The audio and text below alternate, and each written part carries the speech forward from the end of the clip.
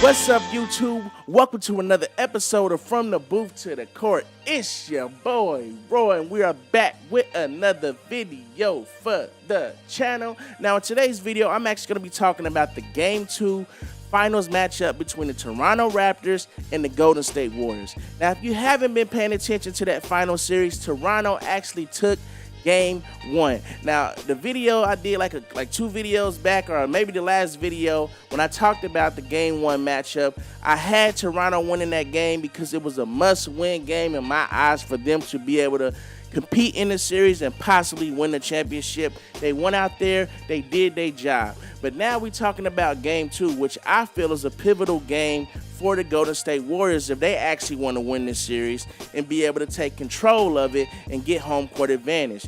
Now, things that Golden State actually needs to look out to be able to make Game 2 a successful game for them is basically coming out strong defensively, and that's going to start with Draymond Green. Now, Draymond was matched up with Pascal Siakam, and Pascal basically had a big game for the Toronto Raptors. I mean, he's really been balling out all playoffs, really all season. I had him as one of the candidates for most improved. He basically carried that season gameplay over into the playoffs, and he's basically been balling out every round thus far, and it basically didn't stop with him getting to the finals in Game 1. He was the leading scorer for Toronto and basically just held it down because Golden State was doing a good job of sending 2 defenders at Kawhi pretty much every time he touched the ball. Now, Kawhi did drop 23 points, but his shooting field goal percentage was not high. He didn't shoot good from the field, and basically Golden State was like, hey, we're not letting you have nothing. The others are going to have to beat us. And I mean, the others, they actually stepped up, especially Pascal Siakam. So, hearing Draymond talk about, what he's going to do in Game 2 in the media, he basically was, admitting that he basically didn't do a good job defensively in Game 1 against him.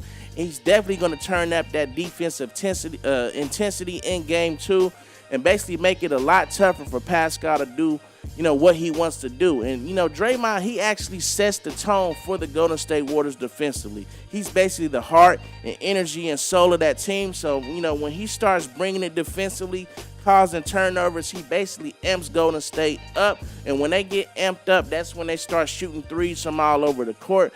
And that's pretty much his intention. So they definitely want to see Draymond have a good series defensively and still continue to contribute in the other areas. I mean, he had a triple-double in Game 1, and I definitely feel he's going to, continue to get triple-double-like stats all throughout this actual matchup in the finals. So, he's definitely going to have to step it up, and Golden State are basically going to have to prove to the world that, hey, we don't need KD like people say. I mean, this team has won a championship without KD.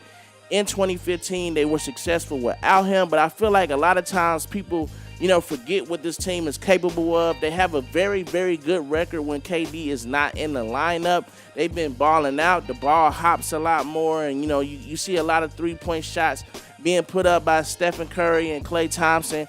And I feel like they want to prove that, hey, even with Kevin Durant being out, we still are a team that has to be respected. And with the Game 1 loss, it seems like a lot of people in the media felt like, do they need KD to win? Which I feel like I really don't think they do.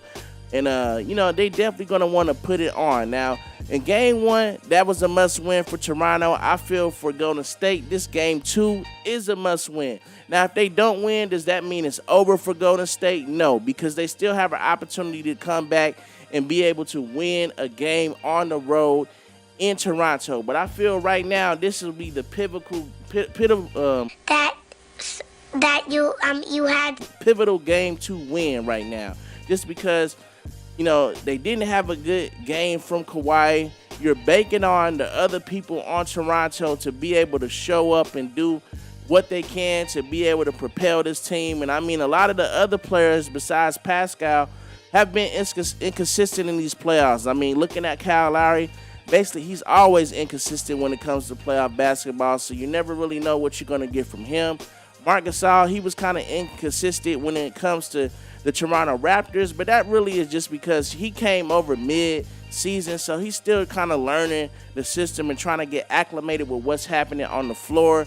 But I mean, he's still kind of new to that system, so they still are able to take advantage of that because he really is not somebody who's comfortable yet with what's being run on the floor. I can tell. I mean, he's basically kind of seems out of place and stuff like that, which is going to happen because, like I said, he got traded mid-season, and he's used to being the star player on the team. And on this team, he's really not a star player. He's kind of more of like a role player, you may say. So, that's definitely going to be something that is going to be a big thing for Toronto. Can they still have those players be able to contribute? Is Kawhi going to find out or find a way to be able to get off or be able to get his shot up, especially with Golden State pretty much sending double teams or a lot of looks every time he touched the ball? So that's going to be a pivotal thing. Now, at this game 2, I'm going to go out on a limb and I say I got Golden State winning game 2. I feel like they're going to come out, they're going to basically readjust and be able to fix all the things that they did wrong in game 1 and be able to take game 2. I mean, Toronto have been very successful in these playoffs, but a lot of the teams, I got to be honest, they don't have the playoff background and experience that Golden State has. I mean, look at Orlando. They really haven't been to the playoffs that much, and they got a real young core. The same thing with, the 76ers. This is like their second year going to the playoffs, and they got a young core, and they just had a lot of new pieces that were added, so that team wasn't really gelling the same way because they had a lot of mid-season trades. And then looking at Milwaukee, like I said, they are fresh when it comes to playoff basketball. And, Toronto was basically able to take advantage of all those teams because even though they did a big trade in getting Kawhi and Danny Green, both of those players are playoff and battle tested. They know what it takes to get to the finals because they've been there twice. They know what it takes to win a championship, so they are able to basically fill in a lot of holes that the Toronto Raptors will have. And then the other people on the Raptors are also playoff tested as well. I mean, that team went to the playoffs a lot. They were just battling with LeBron every year, so it didn't, generate the success they was looking for. But those are my thoughts on game 2. I feel that the Golden State Warriors are going to take this game. If you feel differently, let me know in the comment section below. Do you feel like Toronto is basically going to win the championship? They're going to win this game? They're going to sweep them? Like, what do you think? Let me know in the comment section. If you're new, go ahead and subscribe to the channel. Hit that notification bell so that way you can be notified on your smartphone, your iPhone, your iPad, your MacBook, your iMac desktop, your Windows laptop, your Windows desktop, your Xbox, your PS4, wherever you watch YouTube at, and you can tune into the channel to see what we're talking about on the basketball side as well as the hip-hop side. And if you liked the video, give it a thumbs up. If you didn't like the video, give it a thumbs down. We all real here. It's okay. And I appreciate you guys tuning into the video.